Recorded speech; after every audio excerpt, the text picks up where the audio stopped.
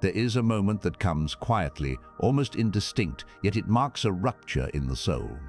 You sit with your back against the wall, hands still from exhaustion, your eyes scanning a life that no longer looks like progress. The goals you set haven't been reached. The people you admire seem further ahead. The promises you made to yourself echo in the silence like old debts. And from that space rises a phrase so common it almost feels like truth. I'm a failure. But you're not. Not yet. You are something else entirely. You are someone trapped inside a definition that was never yours. And that is where this conversation must begin, not with the weight of your effort, but with the shape of your measurement. What does it mean to fail? To whom? By what metric? A Stoic does not allow vague pain to go unexamined. He does not surrender to the fog of modern standards without asking whether those standards are just. He does not absorb shame simply because the world hands it to him. He begins by asking, what game am I playing? And who set the rules? Because the man who believes he is a failure is often not one. He is often someone who has succeeded at living in accordance with virtue, who has remained disciplined in hardship, who has spoken truth when lies were more profitable, who has walked forward without applause, but feels empty because the scoreboard he's staring at was built by someone else. We live in a world obsessed with visible victories. Followers, revenue, appearances, influence, validation, productivity metrics, achievement charts, external signals of relevance. But Stoicism never promised visibility. It promised alignment. It never said, be admired. It said, be just. It never said, win the game. It said, play your role in harmony with nature, regardless of how the audience responds. And when that philosophy collides with modern life, it often creates men who are wise but invisible, good but uncelebrated, strong but mistaken for silent. And those men, because they've inherited society's scoreboard, mistake their quiet clarity for failure. That's why the first act of Stoic redefinition is to burn the false scoreboard. Not to escape the pursuit of excellence, but to build a definition of success that does not betray your soul. Seneca wrote, what progress have I made? I have begun to be a friend to myself. Not, I have accumulated wealth or I've reached political status. Just this, I no longer abandon my values to feel important. That was success to him. And that can be success for you too, if you're willing to stop measuring your life by borrowed rulers. But this redefinition requires confrontation. You must sit with the version of success you were handed by your parents, your peers, your culture, and ask, does this definition allow me to live in harmony with my nature? Or does it turn me into a performer trapped inside a life that feels like theater? Because you can have everything the world calls success, wealth, beauty, admiration, and still live in quiet panic that it could all disappear. Still lie awake knowing that none of it touches your soul. Still fear silence because, without the noise, you realize you don't even like the person you become. That's not success. That's slavery wrapped in glitter. And if you've rejected that slavery, if you've walked away from lies, refused shortcuts, chosen depth over attention, you are not a failure. You are simply someone who stepped off the stage and now feels the chill of obscurity. That's not failure, that's recalibration. It's the space between what you were told to want and what you truly value. And it's uncomfortable only because the applause has stopped, but the performance is finally over. You're not a failure. You're just in the space where the old definition has cracked and the new one hasn't yet grown roots. And this is where Stoicism becomes your compass. Because Stoicism doesn't measure you by your output. It measures you by your choices, your consistency in difficulty, your discipline when no one watches, your silence when pride tempts you to explain, your clarity when the world begs you to conform, your resilience when your work is unseen. Those are Stoic victories, but they will never show up on trending pages. And they are never handed to you by others. They are earned inwardly. They feel small, but they build an unshakable life. Because a man who knows what he stands for does not need success to feel grounded. He is already grounded in who he becomes while pursuing it. And that distinction between chasing outcomes and embodying principles is the very heart of what Marcus Aurelius meant when he said, "If it is not right, do not do it. If it is not true, do not say it." There is no audience in that sentence, no mention of reward, just alignment. So today you may feel like a failure, but ask yourself honestly, are you living by someone else's idea of success? Or are you quietly doing the harder thing, living a principled life in a world obsessed with performance? Because if it's the latter, you're not a failure. You're a Stoic in the making, and you are exactly where you're supposed to be. No one wakes up one day and says, "I will build my identity around other people's expectations." It happens slowly in invisible pieces. It starts in childhood. The praise that comes when you win, the coldness when you fall short. The smile on a parent's face when you perform, the silence when you simply exist. You learn early to be celebrated is to be worthy. And from that point on, your sense of success becomes a mirror, not something you define, but something reflected back at you by other people. By adolescence, it becomes sharper. You notice who gets attention. You internalize what the world rewards, the loud, the polished, the charming, the impressive. You're told to aim high, but no one explains what high really means. Is it money? Popularity?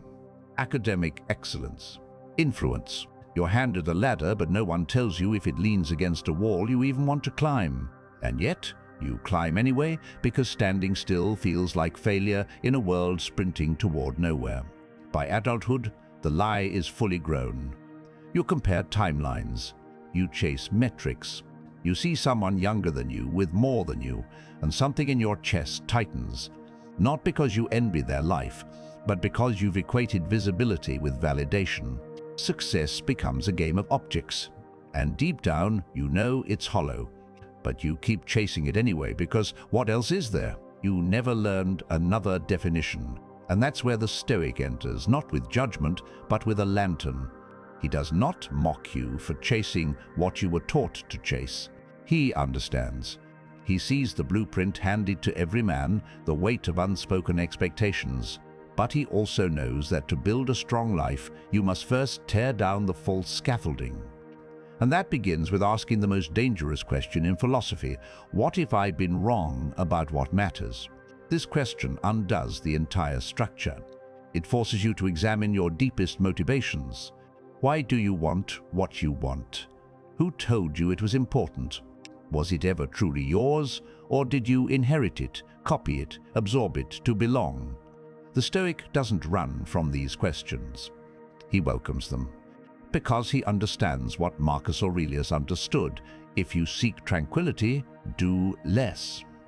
Or do what's essential, which brings a double satisfaction: to do less, better. Less chasing, more meaning. Less approval, more alignment. He begins not by rewriting his goals, but by rewriting his assumptions. He starts by noticing the quiet lies he's absorbed: that wealth is always freedom, that productivity is always progress, that public recognition is always proof of value, that busyness equals importance, that failing in the eyes of others means you failed entirely. Each of these becomes a target. He holds them up and tests them, not against popular opinion, but against reason. Does wealth give freedom to the man who is owned by anxiety? Does productivity serve a man whose work brings him no peace? Does recognition matter to the man who knows he is lying to himself every day? The Stoic asks these questions not once, but continually, because modern life is not built to keep you free. It's built to keep you moving, chasing, proving. And if you don't stop, you'll spend your entire life performing a version of success you don't even believe in. So he stops. He reclaims slowness. He chooses fewer goals, but goals that nourish the soul instead of feeding the ego. He accepts that obscurity is not a curse. It's often the condition in which real work can be done. And he lets go, piece by piece, of the illusion that success is something that can be seen. Because in Stoicism, success is not about being seen. It's about seeing clearly. Clarity becomes his currency. Clarity in action, doing only what serves his values. Clarity in thought, rejecting comparisons, illusions, and borrowed ambitions. Clarity in self-assessment, no longer calling himself a failure because he isn't wearing someone else's costume. And from this clarity emerges a rare form of success, a life that belongs only to him. A life that doesn't need defending. A life that does not collapse when others misunderstand it. A life that may look small from the outside, but feels enormous from within.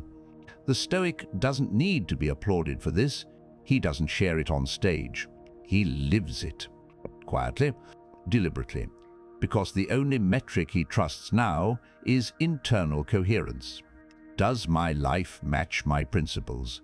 If yes, then I am successful. Even if no one knows my name, even if I never make it in conventional terms, even if I die with no trophies, but with a clean mind and a disciplined heart, he no longer needs to be the best. He only needs to be himself, unshaken, undivided, and no longer driven by the noise outside of him. This is the beginning of freedom. This is the end of borrowed ambition. This is the Stoic redefinition of success, and it changes everything. Once the false definition has been exposed, once you've burned the borrowed map, there's a quiet moment of disorientation. You no longer feel like a failure, but you also no longer feel clear on what it means to succeed. You're no longer sprinting toward a finish line, but you haven't yet decided where to walk. This in-between is where most men drift. They default back to familiar metrics, money, status, popularity. Not because they believe in them, but because they don't know what else to measure. And so they relapse into the performance they just escaped. The Stoic does not return to the noise. He sits with the discomfort of directionlessness. He does not rush to redefine success in flashy new terms. He understands that success for the Stoic cannot be imposed from outside. It must emerge from within. And to find it, he begins with a simple question. What can I pursue that depends entirely on me? That question filters out almost everything the world values. It removes recognition because recognition depends on others. It removes popularity because attention shifts like wind. It removes status because hierarchies change. What remains is virtue, and that is where the Stoic rebuilds. He rewrites success into something no one can give or take, not because it's safer, but because it's truer. He defines success not as outcome, but as fidelity. Did I act in alignment with what I know to be right? Did I govern my emotions instead of being ruled by them? Did I live today as a man who does not need applause to stay the course? This is not a poetic shift. It is practical. It affects how he plans his day, how he makes decisions, how he speaks, how he uses his time. Success becomes a list of invisible victories, waking without dread, saying no without guilt, working steadily without craving validation, refusing to lie even when it's easy, walking away from gossip, listening without preparing to respond, ending the day with nothing to hide from himself. None of this goes viral, but it changes the way he holds his own gaze in the mirror. That's the new scoreboard. One measured not in trophies but in self-respect. And to build this new success system, the Stoic relies on what the ancients practiced daily, ritual. Not in a mystical sense, but as a structure. A discipline that keeps him rooted when the rest of the world spins in pursuit of false crowns. He begins the morning with silence, not a scroll, not a headline, not someone else's emergency. He writes, briefly, with focus. What matters today? What virtues will be tested? Where might pride creep in? What do I fear? He doesn't write for inspiration. He writes for clarity. He moves his body not to chase aesthetics, but to remind the flesh who is in charge. He walks. He lifts. He breathes deeply, because a strong mind must be housed in a body that can obey. Stoicism is not sedentary. It is physical, present, grounded. His work becomes devotion, not to a boss, not to a market, but to the practice of showing up with excellence regardless of reward. The Stoic doesn't ask, "Will this get me ahead?" He asks, "Is this worth doing well?" He finds joy in effort, not outcome. He detaches from praise, not because he rejects it, but because he knows it's unreliable. His joy comes from knowing he held the standard, even when no one noticed. He structures his choices with this in mind. Does this reinforce the man I am trying to become? Every yes and every no builds the temple. Every hour, every conversation, every silence is mortar or demolition. There are no neutral acts, only building or undoing. At night he reviews, not to judge but to witness. Did I live in accordance with reason? Was I moved by impulse or by clarity? Did I treat people as ends or as means? Where did I lie, even subtly, even in tone? And where did I hold fast, even when tempted to soften for approval? This daily reflection is not self-punishment. It is self-ownership. The Stoic understands what Epictetus meant when he said, "Don't explain your philosophy. Embody it." Explanation is fragile. Embodiment is undeniable. And as this new structure takes shape, something extraordinary happens. The feeling of failure dissolves, not because the world changed, but because the Stoic changed what he considers worth succeeding at. The shame that once came from not being enough is replaced by clarity. I was chasing what was never mine to catch.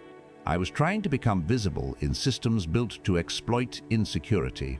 I was performing for people who never asked me to be myself. No wonder I felt like I was losing. I was in a game that rewards the exact opposite of what I value. Now, he no longer plays that game. He plays his own. And that game rewards silence over spectacle, consistency over intensity, character over charisma, wisdom over wealth, service over status. And when he loses in that world, he doesn't feel like a failure. He feels like a philosopher doing what philosophers have always done, saying no to illusions, and yes to the long road. The slow win, the invisible crown. Even after you've redefined success, even after you've built your new metrics around virtue, you will stumble. It is inevitable. You will scroll through someone else's highlight reel and feel small. You will hear a peer celebrated and feel forgotten. You will see someone who took shortcuts receive applause while your honest labor goes unseen. And something inside you will whisper, "What if I'm still behind?" This is the moment where most men return to the game they left. Not because they believe in it again, but because they cannot endure the discomfort of doubt. They mistake their passing insecurity for a permanent truth. And so they abandon their new compass for the old map-chasing, posting, proving. Not because they're weak, but because they haven't trained for the storm. The Stoic trains for it. He knows that the pull of old definitions never fully disappears. He knows the ego doesn't vanish. It waits, and so he does not shame himself when it rises. He prepares. In the same way, a warrior trains in peace so he does not panic in battle. The Stoic trains his inner posture daily. Not so he never falters, but so he never falls without knowing how to rise. His relapse is not the end of the path. It is part of the path. He sees the comparison, the envy, the self-doubt, not as enemies, but as teachers. They arrive to show him where his values are still unstable. They expose the cracks. And the Stoic, rather than ignoring or indulging, leans in. He asks, "What part of me is still attached to the old script? Why does this situation have power over me? What am I believing that makes me feel less worthy in this moment?" These questions are surgical. They cut through emotional fog. Because emotional fog is where false definitions grow. They grow in vagueness, in general feelings of inadequacy, in unexamined longing, in vague notions of success that feel right only because they're familiar. So the Stoic gets specific. He doesn't allow vague dissatisfaction to remain unchallenged. He names it, examines it, disarms it. If he feels behind, he asks, behind what? Whose timeline? Based on what destination? If he feels unseen, he asks, is it attention I truly lack or self-respect? If he feels unsuccessful, he asks, am I really off course or simply not aligned with someone else's path? And in most cases, the answer is simple: I am not failing, I am detoxing, because letting go of external validation isn't a one-time act. It's a process, a spiritual withdrawal. And like any withdrawal, it comes with tremors. The Stoic doesn't panic when they come. He breathes through them. He returns to his morning pages. He rewrites what matters. He reminds himself, success is not a feeling. It's a discipline, and he proves it by acting in alignment even when he doesn't feel like it. That is the Stoic definition of integrity: to keep your principles intact, not only when they make you feel good, but especially when they don't, because anyone can be virtuous in calm seas. But the Stoic seeks the strength to be virtuous in storm. He does not build his confidence on outcomes. He builds it on response. His ability to return to stillness, to honesty, to alignment is what makes him strong. Not that he never wavers, but that he doesn't abandon himself when he does. This resilience becomes his armor. The old voices will still knock. Look at him, he's ahead of you. You could have more if you just stopped caring so much about principle. They don't even know what you're sacrificing. But these voices lose power when the Stoic knows what he's protecting. He's not protecting his pride. He's protecting his soul, his peace, his discipline. And these are not abstract. They manifest in his actions, in how he shows up when no one watches, in how he speaks when there's no script to impress, in how he sleeps at night with no anxiety clawing at his chest. Because that is a form of success too, one rarely measured but deeply felt. It is the success of coherence, of not being split in two, one version public, another private, of being whole. The Stoic learns over time that each relapse into comparison is an invitation, not a failure. An invitation to return. And the return is not a retreat. It is a rise. Each time he comes back to his true definition of success, he strengthens it. It becomes less theoretical and more embodied. Less a concept and more a rhythm. Less a goal and more a way of being.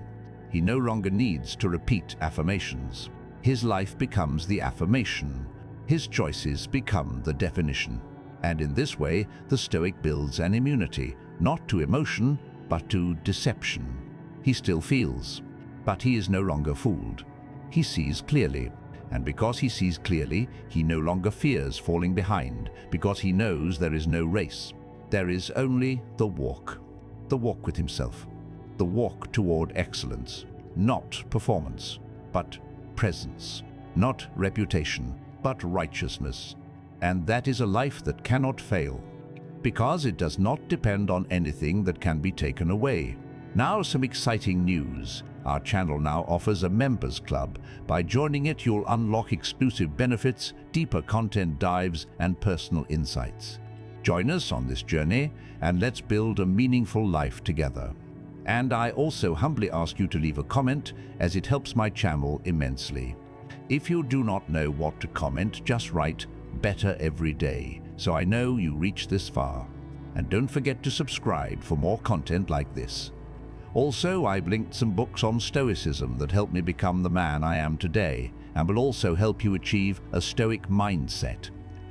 The moment a man stops chasing borrowed dreams, the world does not applaud him. It questions him. It pulls him aside like a concerned friend and whispers, "Are you sure? You could still make something of yourself." But the Stoic does not flinch. He knows the real meaning behind those words. Make something of yourself according to who? According to what measure? The Stoic no longer accepts terms dictated by the marketplace of vanity. He doesn't argue with the world's concern. He simply doesn't buy it.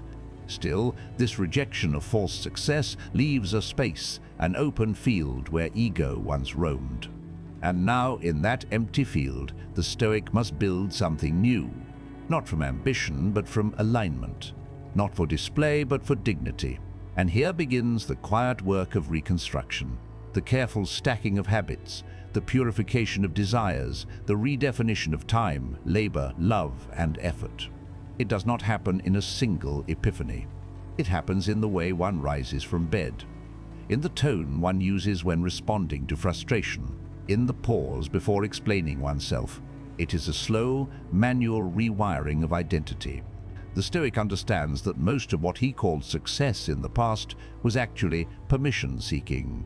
He wasn't trying to grow, he was trying to be allowed. Allowed to be respected, allowed to be safe, allowed to feel worthy. But now, he no longer seeks permission from unstable sources. He grants it to himself, not because he's convinced of his greatness, but because he has something far more useful: clarity. Clarity does not need permission. It needs action, and so the Stoic acts, not in grand cinematic flourishes, but in consistent, almost invisible ways. He starts with the morning, not just as a routine, but as a declaration. Today I will govern myself. Before the emails, before the news, before the algorithms invade his mind, he takes back the narrative. He reminds himself, I am not my following. I am not my inbox. I am not my projections or fears. I am the guardian of this mind, this body, this moment. That is his sacred ground. And from there he moves into the world, not with the armor of performance, but with the stillness of someone who knows what matters and what does not. His conversations are cleaner now. He no longer flatters, exaggerates, or subtly brags. He speaks plainly. When someone else boasts, he doesn't one-up. When someone tries to provoke, he doesn't bite. When someone seeks validation, he doesn't feed the addiction. He's not cold, he's composed, because his value no longer fluctuates with social cues. He does not trade his peace for the temporary approval of confused people. This gives him space, internal space that used to be clogged with anxiety. Space to think, space to move with purpose. Space to be unavailable to nonsense.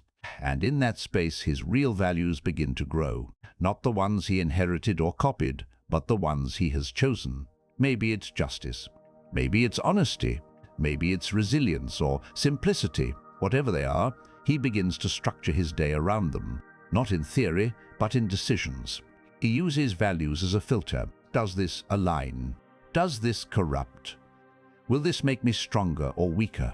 And with each passing choice, he notices a shift. He no longer feels the emotional whiplash of being ruled by other people's expectations. He feels grounded, not because life is easier, but because he is simpler. And simplicity is the Stoic's great strength. The man who needs nothing is the hardest man to manipulate. He is not unfeeling. He simply refuses to be led by hunger for what he does not control. His success, then, is not something he tries to advertise. It's not loud. It's not dressed in luxury or masked in prestige. It's often invisible to others, but it's felt. In the calm way he walks into difficult situations. In the restraint he shows when insulted. In the way his eyes do not shift when questioned. In the way he chooses silence over justification. That's the quiet power of someone who no longer negotiates his worth. Now others begin to sense it. Not all admire it. In fact, some resent it. Because his presence becomes a mirror. A man who cannot be seduced by false success makes the addicted feel naked. And so some will mock him. Others will try to test his detachment. Some will try to lure him back with offers, money, influence, platform, applause. But the Stoic remembers, every time he betrayed himself, it started with the whisper of opportunity dressed in urgency. He does not rush anymore. He does not chase. He moves with purpose, and only when it aligns.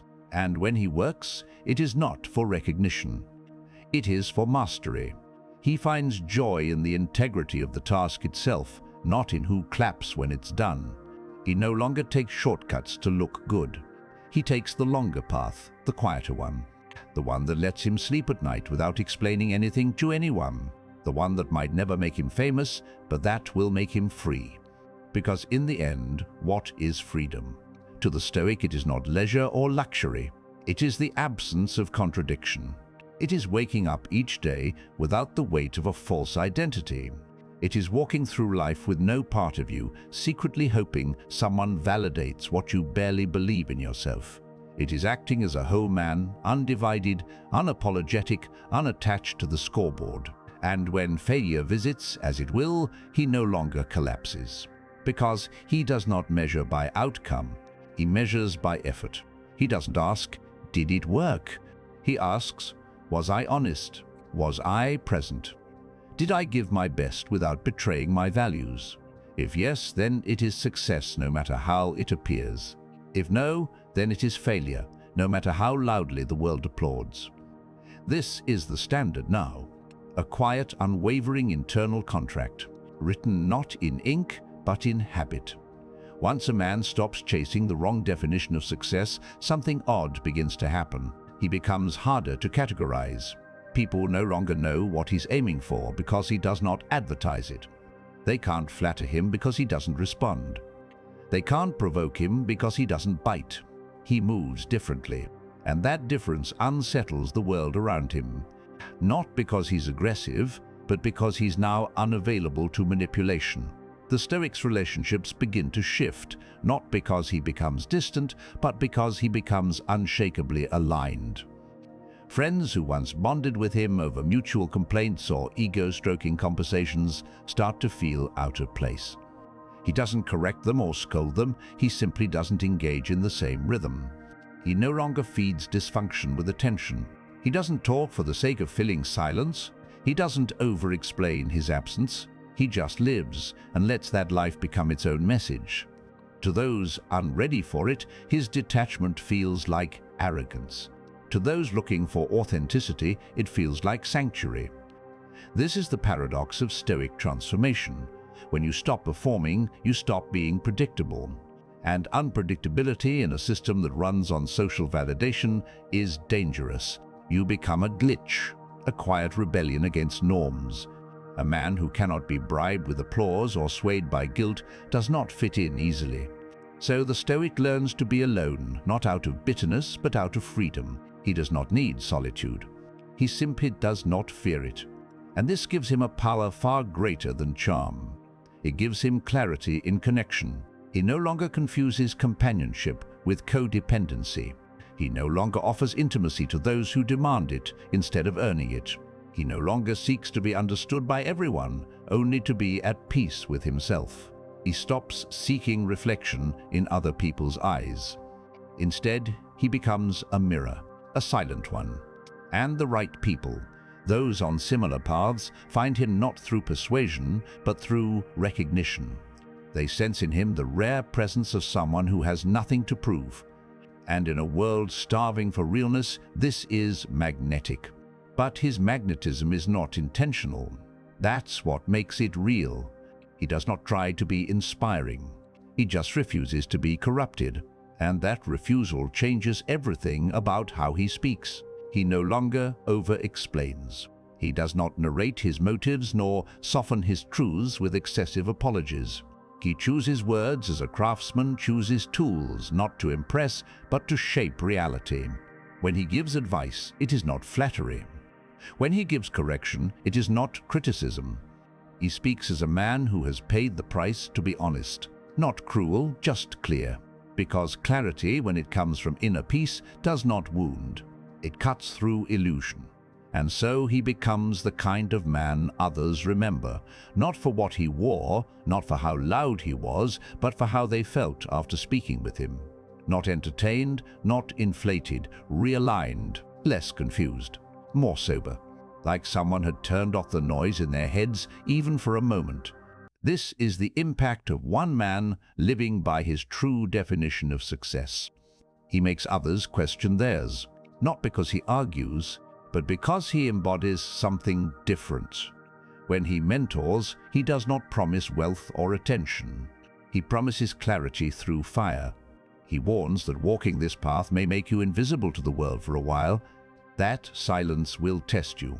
That you may feel like a failure, not because you are one, but because you are detoxing from the need to be constantly seen. He does not sell transformation.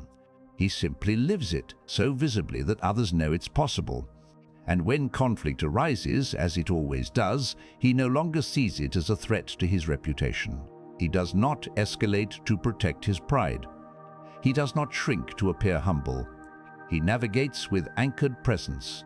If correction is needed, he delivers it without drama. If insult comes, he doesn't defend himself with panic. If he's misunderstood, he lets the misunderstanding pass like a breeze across stone, because he has redefined what it means to win. Winning, to the Stoic, is not about dominance or having the last word. It's about not losing your inner command in the face of chaos. It's about walking away from nonsense with your values intact and your dignity unshaken.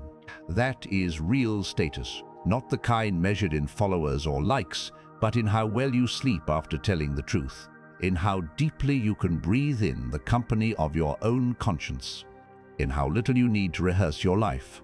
And this is what allows the Stoic to move through all his relationships, friendship, mentorship, love, rivalry, with a calm that unsettles the insecure and empowers the sincere. He no longer walks into rooms thinking, "Who will see me?" He enters thinking, "What will I give?" Not perform. Give attention, stability, challenge, witness. And when he leaves, he does not wonder what they thought of him. He wonders only one thing: was I aligned? And if the answer is yes, then he has succeeded again. Because even in the theater of human interaction, he has not been pulled out of himself. He has not played a role to avoid discomfort. He has not watered down his values for convenience. He has stayed whole. And that is how a Stoic connects, not to be approved, but to sharpen truth in community. He does not sacrifice self for the illusion of unity. He brings his full self and lets others do the same, even if it means walking alone. Especially then. Eventually, every man arrives at a moment that feels final. Not because he dies, but because something dies inside him. A dream, a version of himself. A chapter that can no longer be reopened. The world calls it aging. The Stoic calls it unmasking. It's the point where no amount of effort can rewind time. No apology can undo the silence. No ambition can reclaim a road never taken. And it is here, in this strange stillness of consequence, that the true definition of success is tested. What happens when the ideal job never came? When the person you loved walked away for good? When the thing you trained for was lost to injury, war, injustice, or fate? Most people panic. They rewrite history. They tell themselves they never wanted it anyway. They numb, distract, pretend. But the Stoic does not flee. He stays. He looks at the wreckage and asks the most terrifying, most liberating question: what now? Because this is when philosophy must prove itself, not in books, not in debates, but in the furnace of irreversibility. The Stoic understands that time is a river with no backflow. But he also knows that meaning is not located in outcomes. Meaning is forged in interpretation. Success is not what happened. Success is how you respond to what happened. And in this frame, no loss is final unless it corrupts your character. That is the Stoic redefinition. You did not fail because you didn't achieve. You failed only if, in the aftermath, you became bitter, petty, vengeful, or hollow. And so, even in the face of aging, of lost youth, of missed milestones, the Stoic remains whole. Not because he is in denial, but because he knows that success bound to time will always betray you. Youth ends, opportunities vanish, platforms decay. But your relationship to reality, that can be eternal. He redefines his power as the ability to love fate, to embrace what was given and withheld with equal dignity. And this is not a passive surrender. It is an active submission to the nature of life. He does not chase what is gone. He does not rehearse what if. He does not beg the gods for rewinds. Instead, he does something radical. He thanks life for the pain. Not in a poetic way, in a practical one. He knows that without loss, he would still be attached to a child's vision of success. Now he has something better, truth, paid for in grief. And in that grief, a kind of clarity is born. He looks in the mirror and sees not failure, but a man who has walked through fire and chosen not to become ash. A man who is no longer addicted to proving something. A man who can walk away without slamming the door, who can close a chapter without needing applause, who can watch someone else get the prize and still be kind. That man is free. And freedom, the Stoic knows, is not the absence of suffering. It is the absence of self-betrayal. So the Stoic begins to walk again, not toward a finish line, but toward alignment. He may never be celebrated, but he will be centered. He may never be envied, but he will be whole. He rebuilds his identity not on hope or fantasy, but on presence. He stops saying, "When I get there," and starts saying, "I'm already here." Not because he's complacent, but because he's awake. He works, but not to be remembered. He loves, but not to be owed. He speaks, but not to be admired. He lives because life itself is enough. And when others call him a failure because they will, he does not flinch. He does not defend. He smiles even if his heart aches and says, "Maybe by your standards, but I sleep well. I do not fear the truth. I do not avoid mirrors. I walk with myself every day and we are not at war." That is not failure. That is peace. And peace in this world is a far rarer success than wealth or fame. Now, when he hears the stories of others, those who made it, he no longer compares. He no longer feels the need to shrink or exaggerate. He listens with grace because he knows that every man carries a private war. And success, if it costs you peace, is just well-dressed agony. So he lets go of the timeline, of the scoreboard, of the obsession with more. He keeps only what can never be taken, his integrity. And that integrity makes him powerful in ways the world cannot quantify. It makes his presence heavy, not burdensome anchoring. When he enters a room, he brings an energy of nothing to prove. And that energy is disarming. He can congratulate others without jealousy. He can admit past hopes without shame. He can speak of pain without collapsing into it. He is not perfect, but he is present. He is not adored, but he is honest. He is not always right, but he is aligned. And that is what makes his life successful. Not because it's easy, but because it's true. So if the world ever tells you you failed because you're too old, too late, too quiet, too unremarkable, remember, the world's scoreboard is rigged. You're not late. You're not behind. You're not broken. You're simply standing at the edge of a powerful truth. You don't have to succeed in their eyes to live well in your own. You only have to stop abandoning yourself. And begin today to measure your life by a single question. Am I living in alignment with what I know to be right? If yes, then you are succeeding, no matter how small the steps. If no, then adjust, not to win but to return. Because every moment is a chance to realign. Even this one.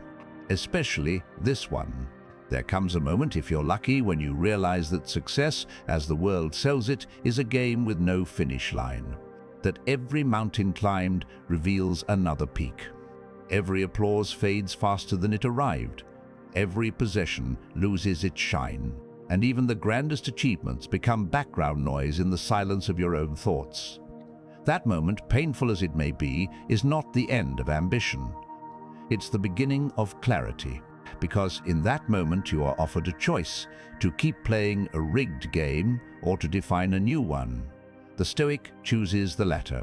He rewrites the rules, not to win, but to be free. He understands now that the only scoreboard that matters is internal, that you do not succeed by collecting things. You succeed by discarding illusions.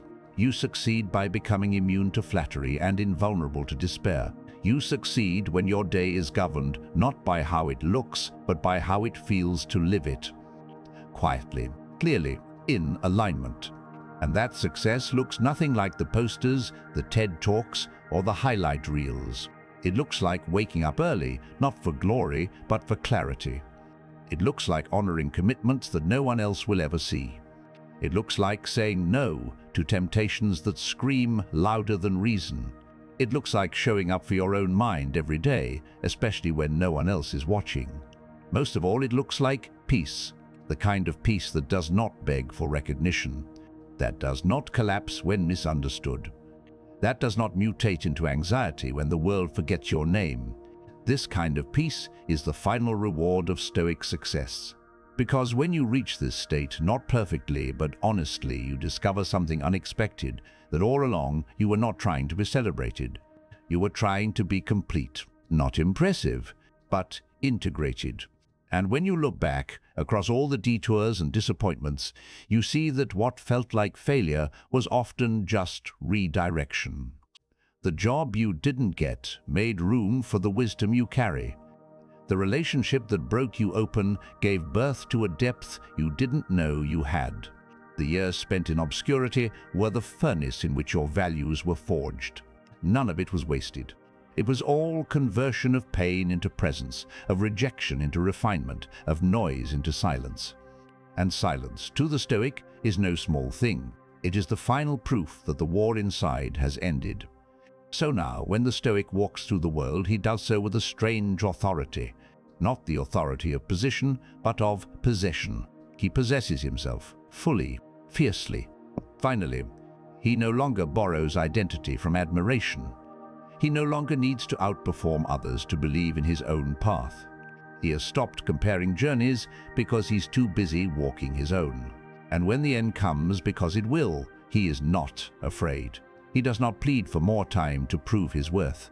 He has already lived that worth, one silent act at a time.